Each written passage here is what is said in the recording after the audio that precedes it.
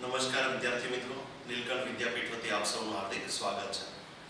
આજે આપણે શરૂ કરવા જઈ રહ્યા છીએ ફિઝિકલ કેમિસ્ટ્રીનું સૌથી અગત્યનું ચેપ્ટર અને નીટની અંદર 3 થી 4 ક્વેશ્ચનોની અપેક્ષા રાખી શકાય તેવું ચેપ્ટર એટલે કે આયોનિક સંતુલન.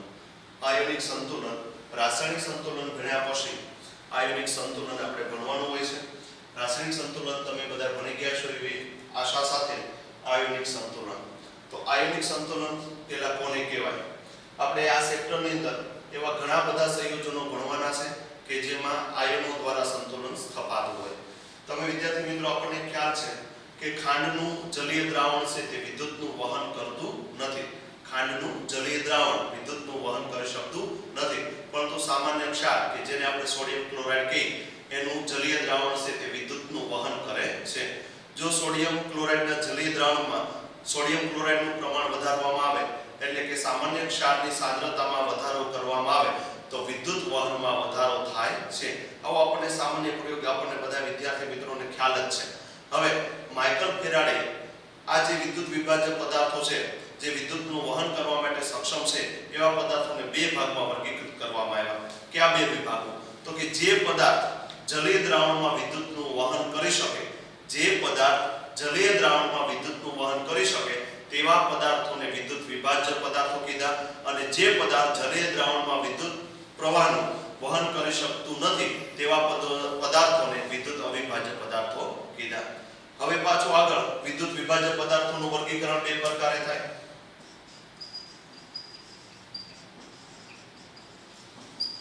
વિદ્યુત વિભાજ્ય બે પ્રકારે: પ્રબળ વિદ્યુત વિભાજ્ય અને નિર્બળ વિદ્યુત વિભાજ્ય. પ્રબળ અને નિર્બળ. પ્રબળ વિદ્યુત વિભાજ્ય અને નિર્બળ વિદ્યુત વિભાજ્ય. પ્રબળ વિદ્યુત વિભાજ્ય કે જે પદાર્થનું જલીય દ્રાવણમાં સંપૂર્ણ આયનીકરણ થાય, જે પદાર્થનું તેમના જલીય દ્રાવણમાં સંપૂર્ણ આયનીકરણ થાય તેને પ્રબળ વિદ્યુત વિભાજ્ય કહેવાય. જે પદાર્થનું તેના જલીય દ્રાવણમાં સંપૂર્ણ આયનીકરણ થઈ શકતું નથી તેને નિર્બળ વિદ્યુત વિભાજ્ય કહે છે. ઉદાહરણ તરીકે સોડિયમ ક્લોરાઇડ લેવામાં આવે. સોડિયમ ક્લોરાઇડનું જલીય દ્રાવણ લેવામાં આવે, NaCl એકવાસ. તેનું સંપૂર્ણ આયનીકરણ થઈ અને સોડિયમ Na+ આયન અને Cl- આયન બનશે. NaCl નું સંપૂર્ણ આયનીકરણ થઈ અને સોડિયમ પ્લસ અને Cl- બનશે. પરંતુ નિર્બળ વિદ્યુત વિભાજ્ય તરીકે એસિટિક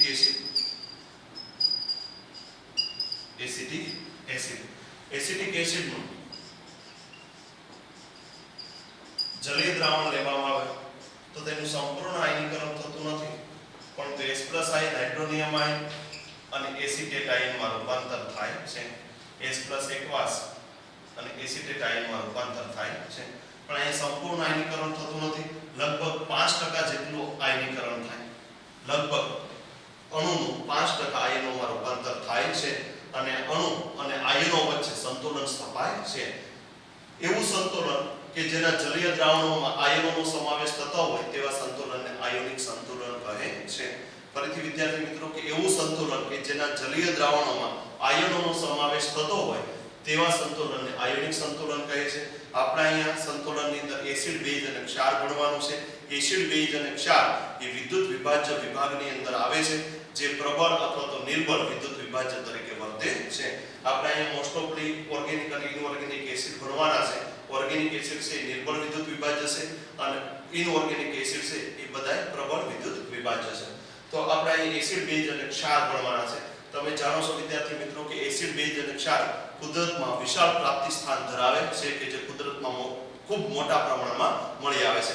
હાઇડ્રોક્લોરિક એસિડ આપણે એક્ઝામ્પલ તરીકે લઈએ કે હાઇડ્રોક્લોરિક એસિડ કે જે આપણા જઠરની અંદર જઠર રસ તરીકે મળી આવે છે, જેનું પ્રમાણ પર ડે 1.2 થી 1.5 લીટર, જે પાચન ક્રિયામાં ખૂબ મહત્વનું છે. એસિટિક એસિડ કે જે સરકો અથવા તો વિનેગરનો મુખ્ય ઘટક છે. બીજું, લીંબુ અને નારંગીના રસમાં આપણે જાણીએ છીએ કે લીંબુ અને નારંગીના જ્યુસમાં સાઇટ્રિક એસિડ અને એસ્કોર્બિક એસિડ મળી આવે છે. આમલીમાં ટાર્ટરિક એસિડ. આ બધા એસિડના પ્રકારો છે કે જુદા જુદા આપણે ખાદ્ય ખોરાકોમાંથી એસિડ અને આપણે જીવન જરૂરિયાત પદાર્થોમાંથી મળી આવતા એસિડો છે. મોટા ભાગના એસિડ કેવા હોય તો કે સ્વાદે ખાટા હોય, જે લાલ લિટમસ પેપરને ભૂરું બનાવે. આપણે એસિડની તમે 10મા ધોરણની અંદર અભ્યાસ કરી ગયા કે એસિડની કસોટી કરવામાં આવે લિટમસ પેપર ટેસ્ટ કરતા એસિડ હોય તો લાલ લિટમસ પેપરને કેવું બનાવશે? ભૂરું બનાવશે. એની સાપેક્ષમાં આપણે બેઝની વાત કરી તો બેઝ કેવા હોય છે તો કે બેઝ છે એ ભૂરા લિટમસ પેપરને લાલ બનાવે. સ્વાદ કેવા હોય તો કે ખાટા અથવા તો તુરા હોય છે. એનો સ્પર્શ કરવામાં આવે બેઝનો સ્પર્શ કરવાથી બેઝ કેવા હોય છે તો કે સુકણા હોય છે. ઉદાહરણ તરીકે ધોવાનું સોડા કે જે બેઝનું ઉદાહરણ છે. એસિડ અને બેઝ વચ્ચે પ્રક્રિયા કરવામાં આવે તો એસિડ અને બેઝ વચ્ચે પ્રક્રિયા થઈને શું બને તો કે ક્ષાર અને પાણી કહે બને છે. આ એસિડ અને બેઝ વચ્ચેની પ્રક્રિયાને આપણે શું કહીએ છીએ? તટસ્થીકરણની પ્રક્રિયા કહે છે. આપણે એવા ઘણા બધા ક્ષારો આપણે ભણવાના છે. ઉદાહરણ તરીકે sodium chloride, barium sulphate, sodium nitrate આ બધા ક્ષારો છે એસિડ અને બેઝ વચ્ચેની પ્રક્રિયાથી મળતા ક્ષારો છે. ઉદાહરણ તરીકે તમને એમ થાય કે સાહેબ સોડિયમ ક્લોરાઇડ કેવી રીતે બને તો કે HCl લઈ એસિડ તરીકે શું લઈ તો કે HCl અને બેઝ તરીકે NaOH લઈ તો આ બંને વચ્ચે પ્રક્રિયા થાય તો આ બંને વચ્ચેની પ્રક્રિયાથી I3S+ અને OH બંને જોડે શું બનાવશે તો કે H2O અને NaNaCl જોડે શું બનાવશે NaCl. NaNaCl જોડે શું બનાવશે NaCl. આ શું બન્યું તો કે ક્ષાર. આ શું બન્યું? પાણી. તો એસિડ અને બેઝ વચ્ચેની રાસાયણિક પ્રક્રિયાથી શું બને તો કે ક્ષાર અને પાણી બને. આ પ્રક્રિયાને શું કહેવાય? તટસ્થીકરણ. તો આપણે આ ભણી ગયેલા છે કે એસિડ અને બેઝ વચ્ચેની રાસાયણિક પ્રક્રિયા. હવે માનો કે આપણે વિદ્યુત વિભાજનની અંદર પ્રબળ એસિડ અને નિર્બળ એસિડ તરીકે હું પ્રબળ એસિડ તરીકે HCl લઉં. પ્રબળ એસિડ તરીકે શું લઉં? HCl. તો HCl નું જલીય દ્રાવણ છે તો HCl એના જલીય દ્રાવણમાં સંપૂર્ણ આયનીકરણ પામી અને H+ અને Cl- આપશે. પરંતુ એસિટિક એસિડ લેવામાં આવે તો એસિટિક એસિડનું સંપૂર્ણ આયનીકરણ થશે નહીં. એટલે કારણે સંપૂર્ણ H+ અને એસિટેટ આયન મળવાના નથી. તો આપણને એમ થાય કે આનો આયનીકરણ અંશ કોના પર આધાર રાખે અથવા તો આનું વિયોજન જે થાય છે પાણીમાં આનું આયનીકરણ થાય છે શેના પર આધાર રાખે તો એની પાણીમાં વિયોજનની સરખામણી કરવામાં આવે HCl અને એસિટિક એસિડની તો આપણને ખ્યાલ આવશે કે HCl છે એનું સંપૂર્ણ આયનીકરણ થાય એટલે કે પ્રબળ વિદ્યુત વિભાજન છે. એસિટિક એસિડ છે એનું સંપૂર્ણ આયનીકરણ થતું નથી એટલે એનો મતલબ એવો થાય કે નિર્બળ વિદ્યુત વિભાજન છે. આનું આયનીકરણ એસિટિક એસિડ યાદ રાખજો કે એનું આયનીકરણ 5% અથવા તો 5% થી ઓછો છે. આયનીકરણ કેટલું થશે કેવી રીતે થશે તો એનો આધાર એના ઉપર છે. તો આયનીકરણ કેટલે અંશે થશે તેની માત્રા બંધની પ્રબળતા ઉપર અને ઉત્પન્ન થયેલા આયનો અહીં જે ઉત્પન્ન થયેલા આયનો છે અહીં કોણ આયન ઉત્પન્ન છે તો કે H+ અને એસિટેટ આયન. HCl નું આયનીકરણ કરવામાં આવે HCl એકવાસ. HCl નું આયનીકરણ કરવામાં આવે તો શું બનશે તો કે H+ એકવાસ અને Cl-. તો આનો આયનીકરણ અંશ કોના પર આધાર રાખે તો કે બંધની પ્રબળતા ઉપર અને દ્રાવક યોજન ઉપર આધાર રાખે છે. દ્રાવક યોજન અથવા તો સોલ્વેશન કોને કહેવાય તો અહીં H+ અને Cl- આયન બન્યું તો Cl- આયન ફરતે પાણીના અણુ ગોઠવાઈ જશે H+. Cl-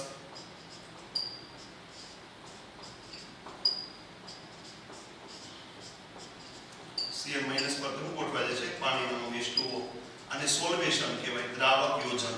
સોલ્વેશન અથવા તો શું કહેવાય દ્રાવક યોજન આના પર આધાર રાખે છે. આયનીકરણ કોના પર આધાર રાખે તો કે બંધની પ્રબળતા ઉપર. કોના પર આધાર રાખે? બંધની પ્રબળતા ઉપર અને ઉત્પન્ન થયેલા જે આયનો છે અહીં H+ Cl- અથવા તો H+ અને એસિટેટ આયન આ ઉત્પન્ન થયેલા આયનોના દ્રાવક યોજન પર આધાર રાખે છે. દ્રાવક યોજન જેને ઇંગ્લિશમાં સોલ્વેશન કહેવાય. તો અહીં સોલ્વેશન કોને કહેવાય? અહીં મેં Cl- આયન લીધું તો Cl ના માઈનસ આયન પર કોણ ગોઠવાઈ જશે તો કે H2O માંથી H+ આયનો ગોઠવાઈ જશે. ધારો કે હું Na+ લઉં શું લઉં Na+ તો Na+ પર તે કોણ ગોઠવાઈ જશે તો કે H2O માંથી ઓક્સિજન.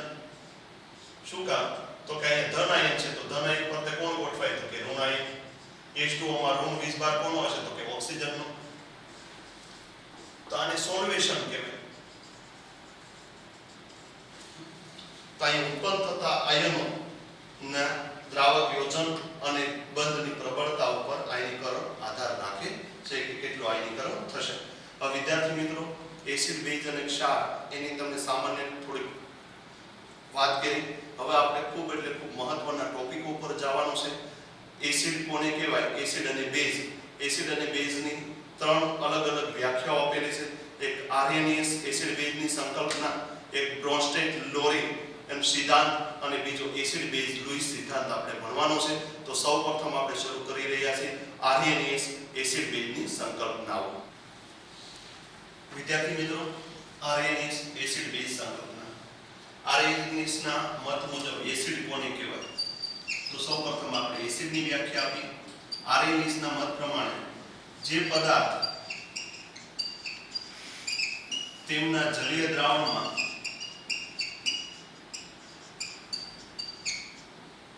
S પ્લસ આયન આપે તેમને એસિડ કહે છે. જે પદાર્થ તેમના જલીય દ્રાવણમાં S પ્લસ આયન આપે તેમને એસિડ કહે છે. એક્ઝામ્પલ તરીકે HCl એકવાસ, આમાંથી શું બનશે તો કે S પ્લસ એકવાસ અને Cl માઇનસ એકવાસ. બીજું ઉદાહરણ લઈએ H2SO4. H2SO4 એના જલીય દ્રાવણમાં શું આપશે તો કે 2S પ્લસ એકવાસ અને SO4 માઇનસ 2 એકવાસ. તો પેલો HCl કે જેના જલીય દ્રાવણમાં S પ્લસ આયન આપે અને બીજો આપણે એક્ઝામ્પલ લીધું H2SO4 કે જેના જલીય દ્રાવણમાં S પ્લસ આયન આપે. તો જે પદાર્થ તેમના જલીય દ્રાવણમાં S પ્લસ આયન આપે તેમને એસિડ કહે છે. આની અંદર આપણે ટોપિક ભણીશું સાથે સાથે ખૂબ અગત્યનો ટોપિક એક છે બેઝિસિટી. તો બેઝિસિટી કોને કહેવાય? બેઝિસિટી ખૂબ અગત્યનો ટોપિક છે. Basicity number of S plus ion in acid can donate. જે એસિડ જેટલા S પ્લસ આયન આપી શકે એની બેઝિસિટી કહેવાય. અહીં HCl એસિડની વાત કરી તો HCl એસિડ છે કેટલા S પ્લસ આયન આપે છે તો કે 1, તો આની બેઝિસિટી 1 થાય. અને બેઝિસિટી શું થશે 1. તો HCl ને છે ને મોનોબેઝિક એસિડ કહેવાય. HCl ને કેવો એસિડ કહેવાય? મોનોબેઝિક એસિડ કહે છે. અહીં H2SO4 છે એના જલીય દ્રાવણમાં કેટલા S પ્લસ આપે છે તો કે 2, તો આની બેઝિસિટી કેટલી થાય તો કે આની બેઝિસિટી 2 થાય. તો આ ડાયબેઝિક એસિડ છે. H2SO4 કેવો એસિડ કહેવાય? ડાયબેઝિક એસિડ. આપણે બીજા એસિડની વાત કરી. ધારો કે ફોસ્ફરસ એસિડ, ફોસ્ફોરિક એસિડની વાત કરી H3PO4, ફોસ્ફરસ એસિડની વાત કરી H3PO3 અને હાઇપોફોસ્ફરસ એસિડની વાત કરી H3PO2. આ ત્રણેય એસિડ આની બેઝિસિટી આપણે જોવી છે કે આની બેઝિસિટી કેટલી છે. તો હું આમને કહી દઉં કે ભાઈ આની બેઝિસિટી છે, આની બેઝિસિટી થશે 3, આની બેઝિસિટી થશે 2, આની બેઝિસિટી થશે 1. હવે તમને એવું વિચાર આવે કે સાહેબ અહીં 3 હાઇડ્રોજન છે તો આની બેઝિસિટી 3, તો આની બેઝિસિટી 3 અને આની બેઝિસિટી 3 ન થવી જોઈએ, બેઝિકતા 3 ન થવી જોઈએ. આવો આપણને ક્વેશ્ચન થાય તો આનું બંધારણ આપણે ભણી ગયેલા છે રાસાયણિક બંધનની અંદર. જ્યારે ફોસ્ફરિક એસિડની વાત આવે એટલે આપણે ફોસ્ફરસ અને ઓક્સિજન વચ્ચે ડબલ બોન્ડ દર્શાવી દેવાનો. કેટલા ઓક્સિજન વધ્યા તો કે 3, તો કે OH, OH અને OH. અહીં કેટલા ઓક્સિજન વધ્યા તો કે 2, એક OH, બીજો OH અને એક શું આવશે હાઇડ્રોજન. અહીં કેટલા ઓક્સિજન વધ્યા તો કે 1, એક OH, એક હાઇડ્રોજન અને એક હાઇડ્રોજન. હવે આપણને ખ્યાલ આવશે કે ભાઈ S પ્લસ આયન ક્યાંથી દૂર થાય તો કે S પ્લસ આયન વધુ વિદ્યુત ઋણતા ધરાવતા ઘટક સાથે જોડાયેલો હોય તો જ S પ્લસ દૂર થાય. તો અહીંયા તમે જો કે S પ્લસ કોની સાથે હાઇડ્રોજન કોની સાથે જોડાયેલો છે તો કે ઓક્સિજન સાથે. તો અહીંથી સરળતાથી S પ્લસ આયન ડોનેટ કરી શકાશે. આ S પ્લસ મુક્ત કરશે, આ S પ્લસ મુક્ત કરશે, આ S પ્લસ મુક્ત કરશે. તો અહીં કેટલા S પ્લસ મુક્ત થાય છે તો કે 3 S પ્લસ મુક્ત થશે. 3 S પ્લસ મુક્ત થાય તો આની બેઝિસિટી કેટલી થાય 3. હવે અહીં તમે જો હાઇડ્રોજન કોની સાથે જોડાયેલ છે તો કે 2 ઓક્સિજન સાથે અને 1 ફોસ્ફરસ સાથે. ફોસ્ફરસ અને હાઇડ્રોજનની વિદ્યુત ઋણતાની સરખામણી કરવામાં આવે તો એની વચ્ચે બહુ મોટો વિદ્યુત ઋણતાનો તફાવત જોવા મળશે નહીં. તો અહીંથી ફોસ્ફરસ અને હાઇડ્રોજનમાંથી S પ્લસ દૂર થવાનો નથી, પણ અહીંથી એક S પ્લસ દૂર થશે, એક S પ્લસ અહીંથી દૂર થશે. તો અહીંથી કેટલા S પ્લસ દૂર થશે? 2 S પ્લસ દૂર થશે. તો બેઝિસિટી કોને કહેવાય તો કે number of S plus ion an acid can donate. કે જે એસિડ છે જેટલા S પ્લસ આયન ડોનેટ કરી શકે એને બેઝિસિટી કહેવાય. તો આની 2 S પ્લસ આયન ડોનેટ કરે તો આની બેઝિસિટી કેટલી થઈ કે 2. અહીં આપણે વાત કરી કે હાઇડ્રોજન કોની સાથે જોડાયેલો છે તો કે એક ઓક્સિજન સાથે, 2 ફોસ્ફરસ સાથે. આ હાઇડ્રોજન તો અહીંથી દૂર થવો પોસિબલ નથી, પણ અહીંથી S પ્લસ દૂર થાય, અહીંથી S પ્લસ દૂર થાય તો આમાંથી એક S પ્લસ દૂર થાય તો આની બેઝિસિટી કેટલી થશે 1. તો આપણે Ra ની સંકલ્પના પ્રમાણે એસિડિક ની વ્યાખ્યા બના કે જે પદાર્થ તેમના જલીય દ્રાવણમાં H+ આયન આપે તેને એસિડ કહે છે. HCl નું એક્ઝામ્પલ લીધું ને H2SO4 નું એક્ઝામ્પલ લીધું. HCl H+ અને Cl- આપે એને આધાર આપણે બેઝિસિટી બેઝિકતાની વાત કરી. કારણ બેઝિકતા કેટલી છે તો કે HCl ની બેઝિકતા 1 છે. શેના આધારે તો કે જે એસિડ જેટલા H+ આયન આપી શકે એની બેઝિકતા એટલી થાય. HCl એક H+ આયન આપે તો આની બેઝિક 1 થાય તો આને મોનોબેઝિક એસિડ કહેવાય. આ H2SO4 ની વાત કરી તો H2SO4 કેટલા H+ આયન આપે 2 તો આની બેઝિસિટી કેટલી થાય 2 અને કેવો એસિડ કહેવાય ડાયબેઝિક. આની બેઝિસિટી કેટલી છે 3 તો ફોસ્ફોરિક એસિડ ને ટ્રાઇબેઝિક એસિડ કહેવાય. કેવો એસિડ કહેવાય ટ્રાઇબેઝિક. આને કેવો કહેવાય છે ડાયબેઝિક એસિડ. આને કેવો કહેવાય છે મોનોબેઝિક એસિડ. તો RNS ની સંકલ્પના પ્રમાણે એસિડની વ્યાખ્યા હવે આપણે બેઝની વ્યાખ્યા આપી. તો RNS એસિડ બેઝમાં RNS ની મત પ્રમાણે બેઝ કોને કહેવાય? જે પદાર્થ તેમના જલીય દ્રાવણમાં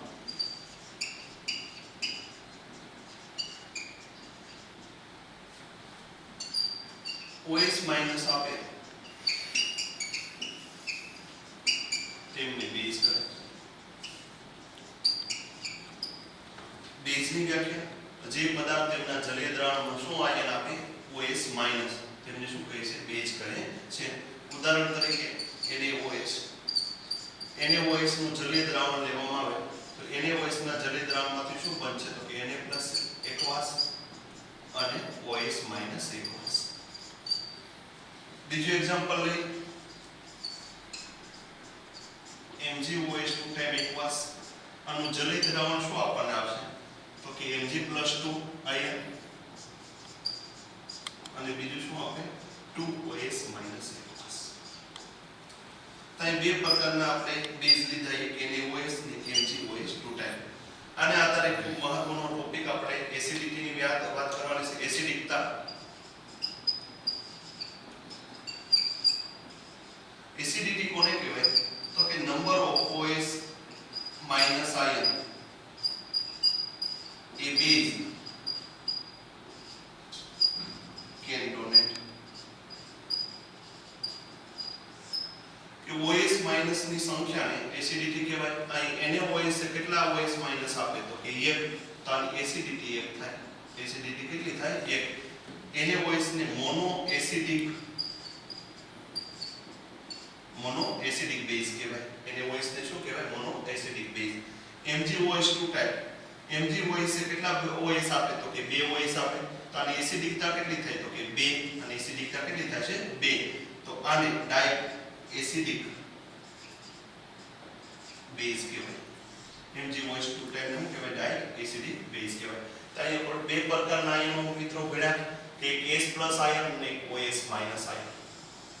ખૂબ અગત્યની વાત કરવા જઈ રહ્યો છું કે H+ આયન સ્વતંત્ર અસ્તિત્વ ધરાવતો નથી.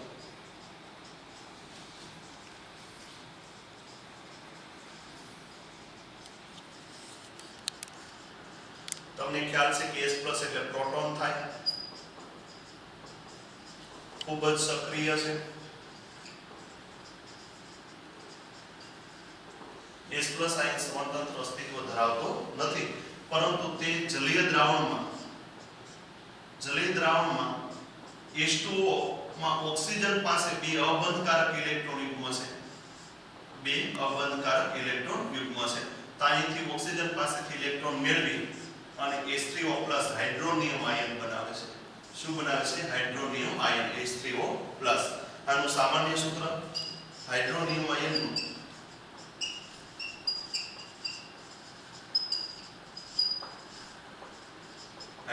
આયનનું સામાન્ય સૂત્ર S H2O plus n time. S H2O plus n time. તો આ એનું સામાન્ય સૂત્ર છે.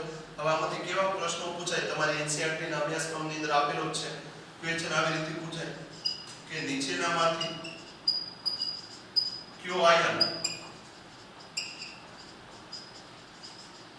હાઇડ્રોનિયમ આયન દર્શાવે છે?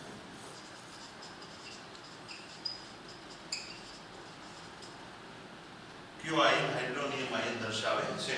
આવો પ્રશ્ન પૂછાય કે નીચેનામાંથી કયો આયન હાઇડ્રોનિયમ આયન દર્શાવે છે?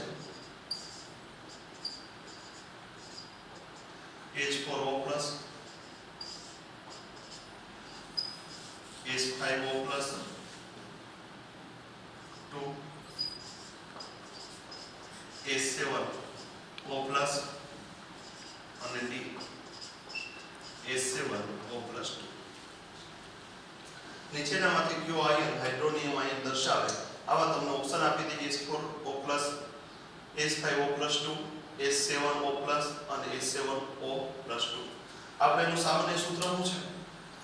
તો કે H2O n ટાઈમ પ્લસ. હવે અહીં જોતા જઈએ કે n બરાબર 1 લઈ, n બરાબર કેટલા લઈ? 1, તો શું બનશે? H3O+. n બરાબર 1 લઈ એટલે શું બનશે? H3O+. n બરાબર 2 લઈ, n બરાબર કેટલા લઈ? 2, તો H4O2 H4O2 એટલે અહીં શું આવશે? H5O2+. સોરી વિદ્યાર્થી મિત્રો, ઓપ્શનમાં મિસ્ટેક છે. શું આવશે? H5O2+. આપણી પાસે H5O2+2 છે. આવું જોવું તો કે H5O2+, તો એ ઓપ્શન રીતે નથી, બી ઓપ્શન રીતે નથી. n બરાબર 3 લઈ, n બરાબર કેટલા લઈ? 3. n બરાબર 3 લઈ તો H6O3 અને H એટલે H6 હતા, એક S ઉમેરાય એટલે શું થાય છે? H7O3+. H7O3+. તો જવાબ આવશે C. તો આમાંથી આવા પ્રશ્નોની અપેક્ષા રાખી શકાય કે નીચેનામાંથી કયો આયન હાઇડ્રોનિયમ આયન દર્શાવે? આપણે શેના ઉપરથી? સામાન્ય સૂત્ર ઉપરથી નક્કી કરી શકીએ કે H2O n+. આની પર વીજભાર કેટલો હશે? તો કે +1. વીજભાર કેટલો હશે? +1. તો અહીંયા +2 અને અહીં +2, તો B અને C તો આમને નીકળી જાય. અહીં H4O+ અને અહીં શું છે? H7O3+. તો અહીં આપણને ખ્યાલ આવે કે n ની વેલ્યુ 3 છે. n ની વેલ્યુ કેટલી છે? 3. ફરીથી કે હાઇડ્રોનિયમ આયન H+ છે સ્વતંત્ર અસ્તિત્વ ધરાવતો નથી, પ્રોટોન છે ખૂબ જ સક્રિય છે, પરંતુ તે જલીય દ્રાવણમાં H3O+ હાઇડ્રોનિયમ આયન બનાવે છે. અહીંયા આપણે વિદ્યાર્થી મિત્રો ખાસ આયોનિક સંતુલનની અંદર H+ એકવાસ અથવા તો H3O+ એકવાસ, આ બંનેનો મીનિંગ એક જ થાય. આ બંનેનો મતલબ એક સરખો જ છે, બેયનો જુદો જુદો મતલબ નથી. બંને હાઇડ્રોનિયમ આયન જ છે એટલે બંનેનો ઉપયોગ કોમન રીતે આપણે કરશું. અહીં બીજું એક આયન આપણને મળે છે OH- હાઇડ્રોક્સિલ આયન. તો હાઇડ્રોક્સિલ આયન એટલે જલીય દ્રાવણમાં અહીંયા ધારો કે એક H2O ઉમેરવામાં આવે, તો એક H2O ઉમેરવામાં આવે તો શું બનાવશે? તો કે H3O2-. H3O2-. બે H2O ઉમેરવામાં આવે, અહીંયા જે H2O ઉમેરવામાં આવે, બે H2O ઉમેરવામાં શું બનાવશે? તો કે H5O3-. તો હાઇડ્રોનિયમ આયન હાઇડ્રોક્સિલ આયન એટલે જલીય દ્રાવણમાં પાણીના સાથે બંધ બનાવે છે. તો અહીં આપણે H+ અને OH- આયન આપણે વિશે ભણ્યા. RNAS ની એસિડ બેઝની વ્યાખ્યા ભણ્યા કે RNAS ની એસિડ બેઝની વ્યાખ્યા શું કે જે પદાર્થ જલીય દ્રાવણમાં H+ આયન આપે તેને એસિડ કહેવાય અને જે પદાર્થ જલીય દ્રાવણમાં OH- આપે એને બેઝ કહેવાય. એસિડની અંદર જે મળતો H+ આયન છે સ્વતંત્ર અસ્તિત્વ ધરાવતો નથી, પણ પાણીના અણુ સાથે બંધ બનાવીને H3O+ હાઇડ્રોનિયમ આયન બનાવે છે. હાઇડ્રોનિયમ આયનનું જનરલ ફોર્મ્યુલા આપણે ભણી ગયા કે H2O+ n ટાઈમ. આપણને ખ્યાલ હોવો જોઈએ એસિડિટી કોને કહેવાય, બેઝિસિટી કોને કહેવાય, આની વિશે આપણે વાત કરી. જેટલા H+ ગુમાવે તો એટલા એની બેઝિસિટી થાય કે એક H+ ગુમાવે તો બેઝિસિટી 1 થાય, તો એને મોનોએસિડિક એસિડ મોનોબેઝિક એસિડ કહેવાય. એ બેઝિસિટી 2 હોય તો એને ડાયબેઝિક એસિડ કહેવાય, બેઝિસિટી 3 હોય તો એને ટ્રાઇબેઝિક એસિડ કહેવાય. સેમ એ જ રીતે જેટલા OH- આયન ગુમાવે એની એસિડિકતા કહેવાય. તો એક OH- આયન ગુમાવે તો એસિડિકતા 1 થાય, બે OH- આયન ગુમાવે તો એસિડિકતા 2 થાય. એક OH- આયન ગુમાવે તો એસિડિકતા કેટલી થશે? 1. તો એને મોનોએસિડિક બેઝ કહેવાય કે એની પાસે એક જ OH- આયન ગુમાવવાની ક્ષમતા છે. જે બે OH- આયન ગુમાવશે એટલે કે એસિડિકતા કેટલી થશે? 2. એને ડાયએસિડિક બેઝ કહે છે. તો આપણે RNAS ની સંકલ્પના એસિડ બેઝની વ્યાખ્યા આપણે ભણ્યા, પણ RNAS ની વ્યાખ્યા RNAS જે એસિડ બેઝ વ્યાખ્યા જે આપી એ સંપૂર્ણ નથી, એની તે ઘણી બધી મર્યાદાઓ છે. તો RNAS ની મર્યાદાઓનો આપણે અભ્યાસ કરીએ. RNAS ની એસિડ બેઝની વ્યાખ્યા પછી એની મર્યાદા. તો કે RNAS એસિડ બેઝ આપણે કઈ રીતે વ્યાખ્યાયિત કરી શકીએ? તો કે માત્ર જલીય દ્રાવણમાં જ આપણે વ્યાખ્યાયિત કરી શકીએ. જલીય દ્રાવણમાં જ આપણને ખ્યાલ આવે કે એસિડ છે કે બેઝ. તો એની પહેલી મર્યાદા છે કે જલીય દ્રાવણને આધારે જ આપણે નક્કી કરી શકીએ કે એસિડ છે અથવા તો બેઝ છે. બીજું કે HCl ગેસ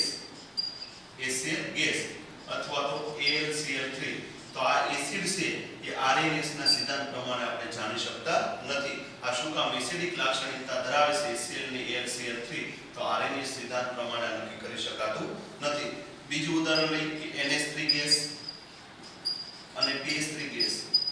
તો NH3 અને PH3 બેઝિક લાક્ષણિકતા ધરાવે છે. આ બેઝિક કેરેક્ટર ધરાવે છે, તો આરએનએસ ના સિદ્ધાંત પ્રમાણે આપણે આ બેઝિક લાક્ષણિકતા ધરાવે છે જાણી શકતા નથી. એટલે તો આ આરએનએસ ના સિદ્ધાંતની મર્યાદાઓ હતી કે માત્ર જલીય દ્રાવણની અંદર જ આપણે એસિડ બેઝ વ્યાખ્યાયિત કરી શકીએ.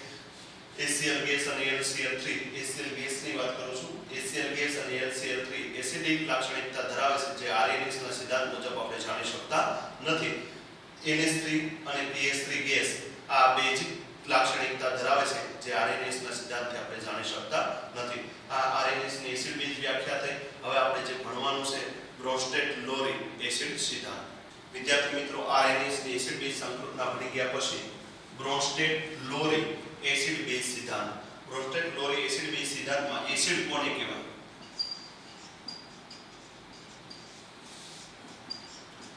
S+ દાતા એટલે કે પ્રોટોન દાતા. પ્રોટોન દાતાને એસિડ કહેવાય. અને બેઝ જે S+ સ્વીકારે એટલે કે પ્રોટોન સ્વીકારે એને શું કહેવાય? બેઝ. તો બ્રોન્સ્ટેડ-લોરી પ્રમાણે એસિડ એટલે પ્રોટોન દાતા, બેઝ એટલે પ્રોટોન સ્વીકારનાર, પ્રોટોન ગ્રાહી અને બેઝ કહે છે. ઉદાહરણ તરીકે NH3 એકવાસ અને H2O લો,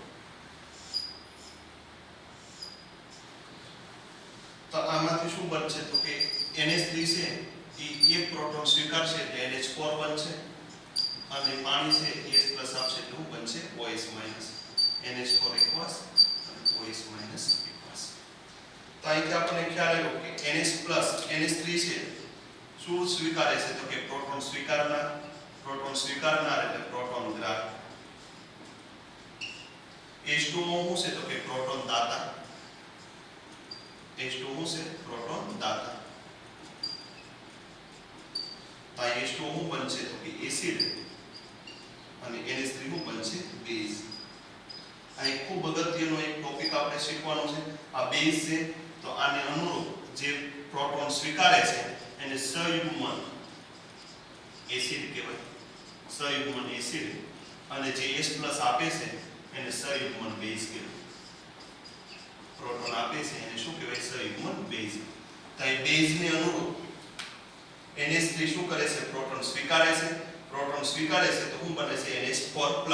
તો NH3 શું છે? બેઝ. એને અનુરૂપ શું મળે છે આપણને? સયુગ્મન એસિડ. અને એસિડ H2O શું કરે છે? પ્રોટોન દાતા છે. પ્રોટોન દાતા છે શું કરે છે? S+ આપે છે. S+ આપીને શું બનાવે છે? OS- ion. એટલે અહીંયા OH2O શું બન્યું? તો કે એસિડ. તે એને અનુરૂપ શું બન્યું? સયુગ્મન બેઝ. તો સયુગ્મન એસિડ બેઝ ખૂબ અગત્યનું છે. વિદ્યાર્થી મિત્રો, સયુગ્મન એસિડ બેઝમાં માત્ર તફાવત ક્યાં છે? તો કે S+ નો તફાવત શેનો છે? S+ નો. જે S+ મેળવે એ સયુગ્મન એસિડ બનશે, જે S+ આપે એ સયુગ્મન બેઝ બનશે. હવે આપણે વિદ્યાર્થી મિત્રો અહીં બીજી બાબત સમજવાની છે કે જેટલો અહીં જો પ્રબળ બેઝ હશે, શું હશે? પ્રબળ બેઝ, તો સયુગ્મન એસિડ એનો હશે નિર્બળ હશે. અહીં જો પ્રબળ બેઝ હશે તો એનો સયુગ્મન એસિડ કેવો હશે? નિર્બળ.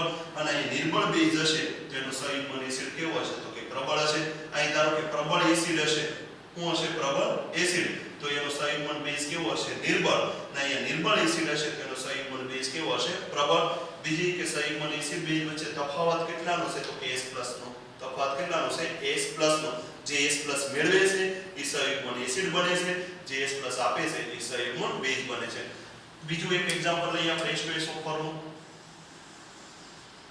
તો H2SO4 એનું જલીય દ્રાવણ લેવામાં આવે H2SO4. તો એ જલીય દ્રાવણની અંદર આપણને ખ્યાલ છે SO4 - 2 બનાવે. શું બનાવે? SO4 - 2. તો આ એસિડ છે. 2S+ ગુમાવી અને શું બનાવશે? SO4 - 2. તો આ એસિડ, તો આને સયુગ્મન બેઝ કહેવાશે. તો કે આને સંયુગ્મન બેઝ કહેવાશે નહીં. શું કામ સંયુગ્મન બેઝ નહીં કહેવાય? તો કે H2SO4 અને SO4 - 2 વચ્ચે તફાવત કેટલાનો છે? 2s નો. તફાવત કેટલાનો આવે છે? 2s નો. જો કેટલાનો? તો કે 1s નો તફાવત હોય તો જ એને અનુરૂપ સંયુગ્મન એસિડ અથવા તો સંયુગ્મન બેઝ કહેવાય. અહીંયા ધારો કે H2SO4 છે તેનું જલીય દ્રાવણમાં 1s આપીને હું બનાવે 1SO4 - 1. તો આને અનુરૂપ આને શું કહેવાય? સંયુગ્મન બેઝ કહેવાય. શું કહેવાય? સંયુગ્મન બેઝ. આમાંથી એક S+ આપણે ડોનેટ કરી આપણને ખ્યાલ છે કે SO4 - છે. હજી એક S+ ડોનેટ કરી શકે તો હું બનાવે તો કે SO4 - 2. તો આ SO4 - ને અનુરૂપ આને શું કહેવાય? સંયુગ્મન બેઝ.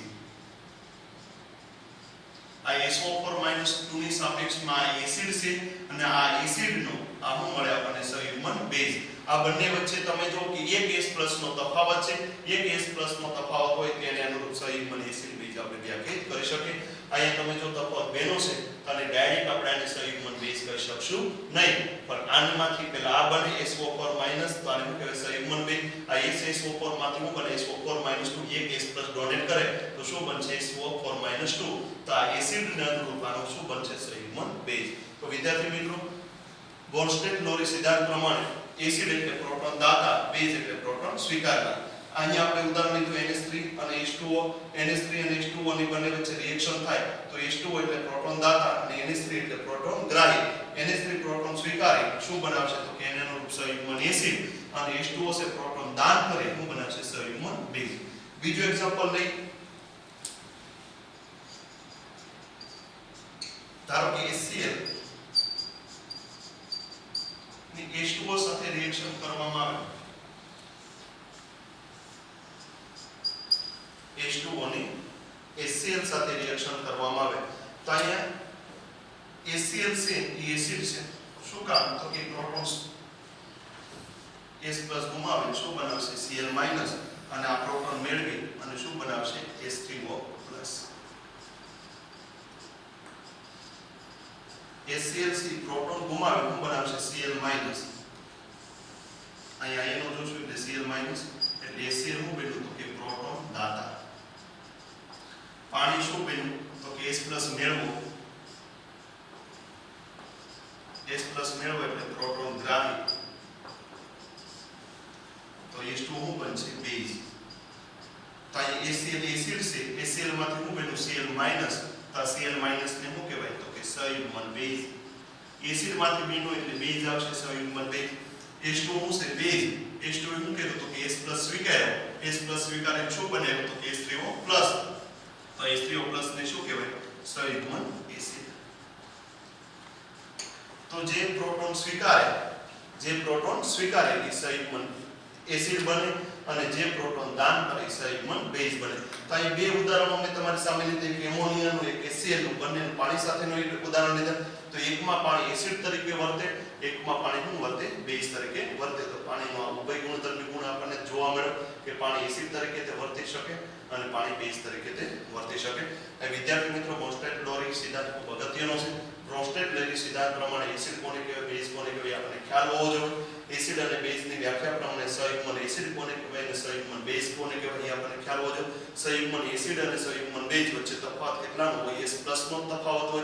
S+ નો તફાવત હોય તેને અનુરૂપ સંયુગ્મન એસિડ અને બેઝ કહી શકાય. અહીંયા તમે જોયું, મેં ઉદાહરણ આપ્યું કે H2SO4 માંથી 2S+ ડોનેટ કરવામાં આવે તો SO4 - 2 બને. તો આ એસિડ છે તો એને અનુરૂપ આને સંયુગ્મન બેઝ કહેવાય નહીં. તફાવત કેટલાનો હોવો જોઈએ? માત્ર S+ નો તફાવત હોય તો જ એને સંયુગ્મન બેઝ અથવા તો સંયુગ્મન એસિડ કહી શકાય. તો વિદ્યાર્થી મિત્રો, આજનો વિડિયો લેક્ચર અહીંયા જ આપણે સમાપ્ત કરશું. હવે આગળનો ટોપિક આપણે એસિડ બેઝ ની લુઈસ સંકલ્પનાઓ આપણે ભણવાની છે. ખૂબ અગત્યનું છે. એ પહેલા તમે NCERT ની અંદરથી આ મુદ્દો આયોનિક સંતુલન પ્રમાણે આપણે આયોનિક સંતુલન કોને કહેવાય, એસિડ બેઝ અને ક્ષાર અને આગળ આપણે જતા RNS અને બોર્નસ્ટેડ-લોરી એસિડ બેઝ સિદ્ધાંત આપણે ભણી ગયા છે. એની એક્સરસાઇઝ તમને આપેલી છે. તમારી જાતે તમે આ એક્સરસાઇઝ સોલ્વ કરવાનો પ્રયત્ન કરજો. ધન્યવાદ. આભાર.